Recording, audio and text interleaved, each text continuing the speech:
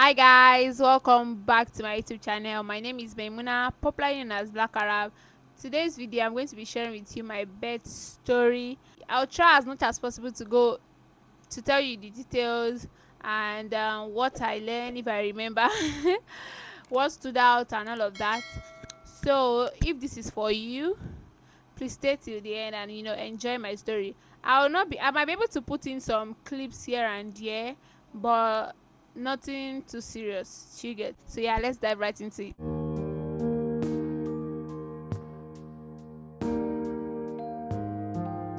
It all started when I had to go for my antenatal. I was already in my 39 weeks. I think I was in the last week of my 39th weeks, and I had to go for antenatal, and I already have questions I needed to ask the doctor. So I got there, and I asked the doctor, like, okay, what's my baby weighing? And the doctor was like, oh, she's weighing so and so. And I'm like, I don't like it looks like this kg is high, is on the high side. So I was like, what do you think? What do you like? What's your advice? Since I've not started feeling any contraction at all, like, and I'm already in my 39 weeks, and my due date is still like 3 weeks ahead. And it was like, not everything is fine, you don't need to panic, like, you can still wait till your due date and all of that. I was like, if my baby is this high at this, like, her weight is this high at this point, that means she's going to keep increasing, except I stop eating, and I can't stop eating. She's going to keep increasing in the next 3 weeks. So it's going to be a very tough battle ahead. So I was like, okay, no problem, I'll go home, talk to my husband, and come back tomorrow with my husband, so that you tell us what we need to do, and you get.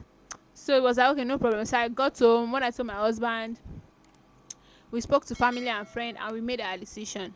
So we got to the hospital, and we were like, okay, we already had our decision. We have our decision already, so tell us what is your best advice for us, as per you are my doctor.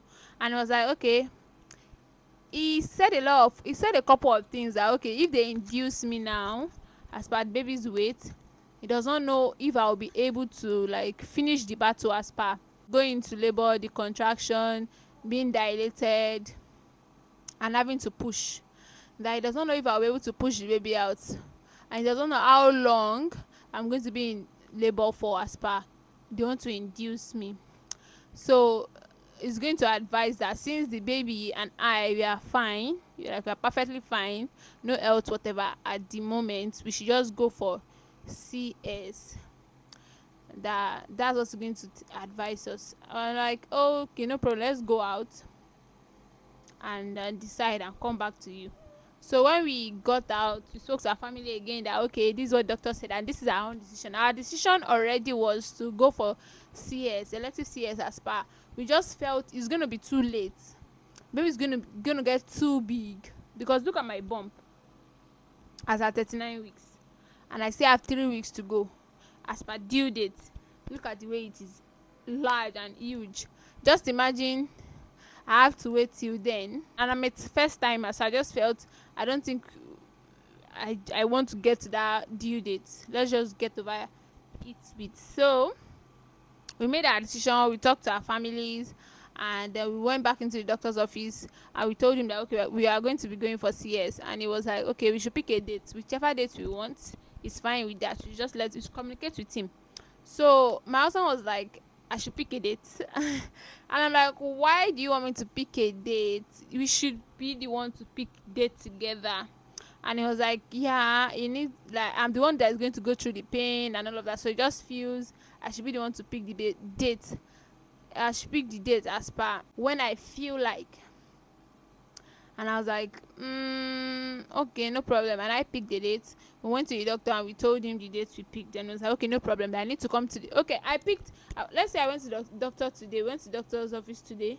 I picked the 3rd day, and it was like, I need to come to the hospital the 2nd day, like the following day, in the evening of the following day, so as to start the surgery very early on the 3rd day.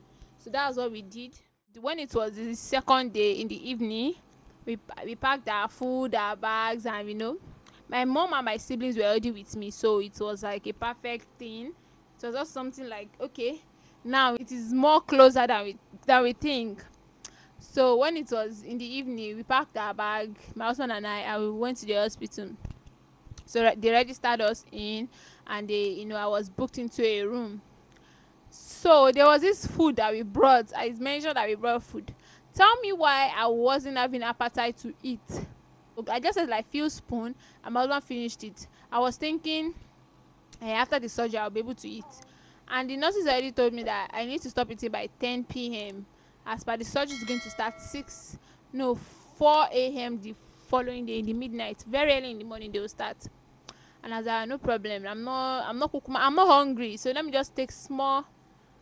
take few spoon. That was what I regretted most during that period, that decision, because I was like, if I add something in my stomach, I just felt, look at this babe. Why did you move your neck like that?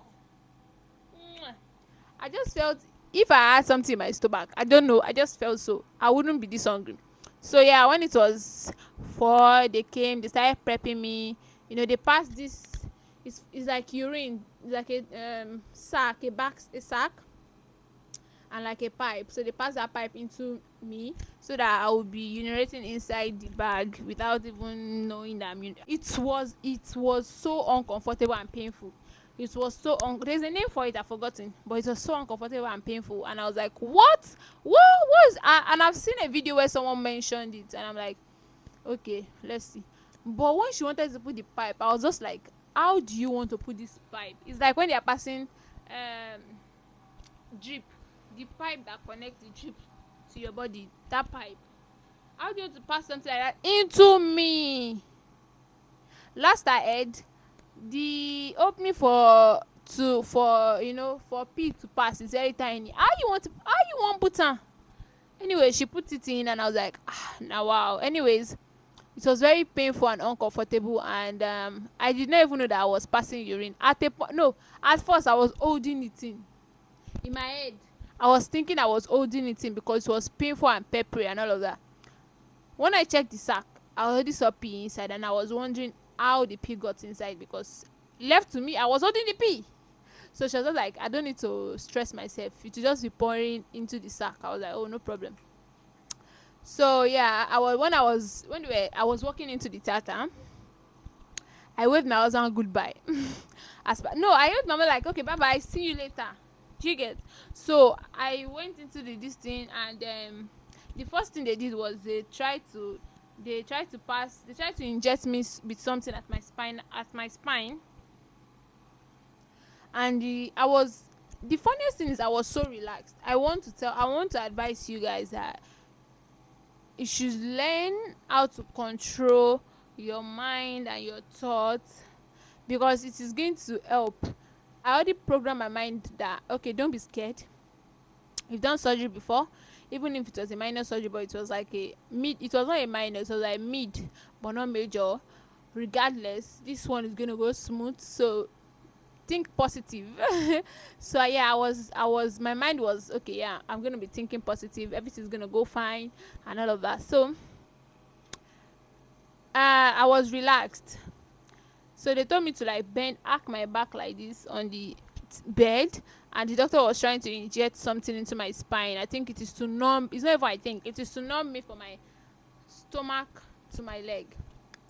And it took like 20 minutes, because they were trying to find the perfect, I don't know what they were doing, but they were just trying to, they were like, am I already feeling the tingling or whatever, the numbness? I was like, I'm not feeling anything, no. They're like, okay, they need to find another spot. And it made me start thinking that, hope it's not like they will not think I'm already numb, and they'll start the surgery. And I start feeling it's when you remember that I was like, he knows what he's doing, because the main doctor was the one that I've been seeing throughout my antenatal. So and he's a Muslim, so I was very comfortable and relaxed. So when they did that, after like 20 minutes, they lined me down, they put this blind in front of me, there's this blind, and they started the surgery. Yeah, I did not know they've even cut through me until they started pressing my stomach to bring this baby out. Remember, she's a very big baby. All right. How are you talking? So yeah, so the pressure, it was pressing on my stomach, and let's say this is the incision opening is as big as this. Yes, like from year to year, that's how big the incision opening is. Now imagine this kind of big baby coming out of that. So they were trying to force her out, because it's not even because I watched a couple of videos and I was like, oh, that's how they do it. They force the baby out, and it felt like pain. That's how I'll explain it. I felt so uncomfortable that I started saying, I'm not comfortable, I want to vomit, like I wanted to even lift my head up. I was so uncomfortable. I was feeling light-headed or something, yeah. And they were like, I should not lift my head up, that what's wrong, that I should communicate. I was like, I want to vomit. I don't know what I'm feeling. And they were like, I should calm down. So they brought something, I puked inside. I just like so I was still feeling, at that moment I was still feeling somehow, and they were like, okay, I did that. It is because my blood level is low, and it was intentional because of what they wanted to do or something. So they increased it, and they were like, am I better now? I was like, thank you, I'm better now, something like that.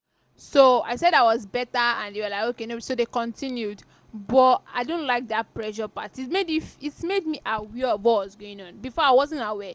I was just like, okay, something is going on. They are talking. They are doing something. But when they start pressing it, I was like, what? So when they pressed her and they brought her out, they just showed me over the blind that this is your baby. I was not present, but I was present in the sense that I saw the baby, but I did not register it. Like, I was able to register her as a whole. I just said that, okay, that's my baby. And I saw that she was, the amniotic fluid or something. Her body was white. So they showed me, and they took her away to go and clean her up. So they continued, to clean me up and all of that. I was in a cry. And I asked the doctor, I was like, why is she crying? They were laughing that, why is she crying? I don't want her to cry. I was like, it's not like I don't want her to cry. It's just that she has been crying for so long. Like, it's a good sign that the baby is fine. So don't worry. The way she's crying is very good. I was like, okay, well, no problem. So the child continued. It took time. Left to me, the time that they brought my baby out and the time that they finished was longer than the time they cut through. I think that's like, it is easy to cut through than sewing. So yeah, the doctor was like, I'm done. I was like, oh, okay, no problem, thank you, or something. I can't remember, but there's something I remember that made me feel special, and it is when they put this stuff, this clip that is attached to the where they will be able to like check my vitals. There's this stuff that they put in my thumb when I was feeling somehow. That period that they were pushing the baby out, I felt like, ooh, that was my second time taking drip or having drip, or being in a major surgery and having to put that in. I see that a lot in Korean movies, so I was like, oh, so I'm gonna be in this situation. In my head, that was what was going on in my head. I was like, you're not serious. Is this the place where you're supposed to be doing this? But I was not bothered. Anyways, they cleaned my baby up. So because I was numb, they lifted me from the main surgery bed to the bed that they were going to wheel me to my ward. They were going to use to wheel me to my ward. So as they were lifting me, I was like, wow, this feeling is so nice. It felt like I was doing jungle, but I was on the swing. It felt like I was floating. I loved the feeling. So they wheeled me to my ward, and when they were putting me back on the bed, it was that same feeling of me floating and all of that. And I was like, that felt so nice. All of them just burst laughter. Hey, what was wrong with you? I was like, that felt so nice, actually. Anyways, they connected the drip and the whatever. I had two whatever passing through my hand. And then they were like, okay, that's the bell. If I need anybody's attention, if I need anything, I should just ring the bell or something. I was like, okay, no problem. That was where it all started. I never knew that's the beginning of the journey of not eating. The journey of hunger. I didn't know. Nobody told me. I swear nobody told me. I was thinking after the surgery, after like a day or less than a day, I'm gonna be able to like go back to normal. I'm just going to have to, be taking drugs to ease the pain. I never knew I was not gonna eat for 3 days. Anyways, I was like, okay, no problem. So when it was in the morning, my parents came, my siblings, they came to see the baby. Mind you, I was knocked out because of the drugs they were giving me to ease the pain and everything. So I was not able to attend to my baby or even see her for the first 24 hours. My mom was doing all that. But there was something. I mentioned that I waved to my husband when I was going into the theater. Tell me why I was feeling better. My husband was like, when you waved, I went to the ward and I started crying. Because it felt like you were saying bye-bye forever. I was like, ah. It did not even pass through my head. I was actually just saying bye-bye, see you later. Like, see you soon. The guy went to go and cry. He also told me that when he heard the baby first cry, he burst tears. He was just crying. I was like, Okpo. Okpo.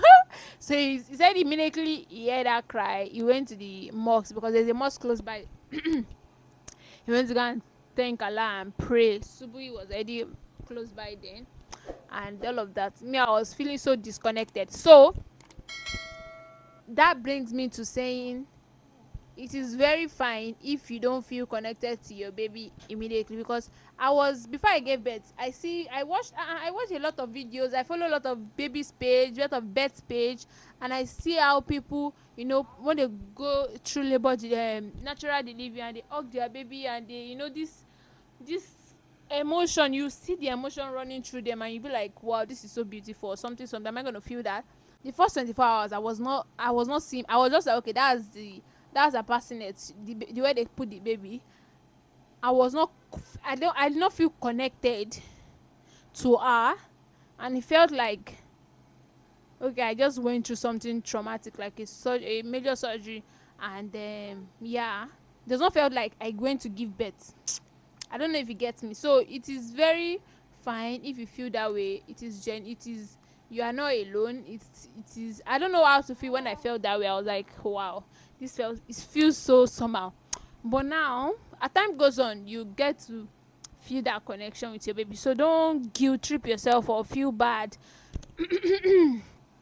that you not feel that instant connection when you hug your baby or something. So I don't know if it's baby blues or because of the fact that I was not able to even move. So yeah, that's that about that. Let me continue. So I was told not to lift my head up. I was told not to move. I can't even move. I can't move my upper part, my lower part. So, but I was told not to lift my head up, and I can't eat anything for 24 hours. When I heard that, I wanted to cry. I was like, 24 hours, how would I not eat anything? So you're telling me this mouth is gonna be dry? They're like, yes, it's gonna be dry, and it's going to be for 24 hours. So there's nothing you can do about it. This drip is going to work as food for you. I was like, wow. Anyways, 24 hours felt like 100 years. I'm not even gonna lie, it was dragging. I was in. Anytime I complain, anytime I ring the bell to call the nurses, they'll be like, but we are passing drip through you, as we are passing drip through you or something. You're not supposed to feel hungry or dry. I'll be like, I'm feeling dehydrated, I'm feeling hungry, I'm feeling everything. My mouth is dry. I need something to pass through my mouth, not my body. Let it pass through this place. Even if it is water, they said no. I was like, wow.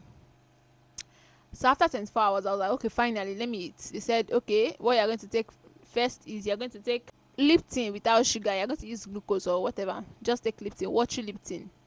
And I was like, are you people kidding me? But they were not kidding. That was what I took for the next following day. After 24 hours, that was what I took for the following day.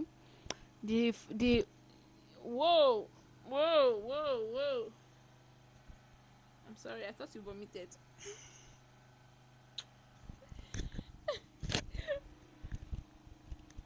So the second day, the third day, I took they gave me watery pap. They were like, I can't take any solid for now because of the surgery place and all of that. And I was like, which kind of life with this? What's all this? You know, yeah. And when I took that Lipton, it felt like the most delicious or the most sweet or the most savory food or drink or whatever I ever tasted in my life. Honestly speaking, when I tasted that watery, I took a video or a picture of each meal I took 24 hours after the surgery. So the Lipton, yeah, the pap, and then the fourth day, that's 3 days after the surgery, they gave me, solid. They gave me fried rice and meat or something. I was so happy. It felt like special treatment, luxury. Anyways, let me just tell you now that if you are going to go in for CS or by chance you find yourself in that, don't anticipate food. People have to be telling me that you're even lucky. One for any, they are giving you jug of Lipton for you to drink. They are giving you plenty pap to drink.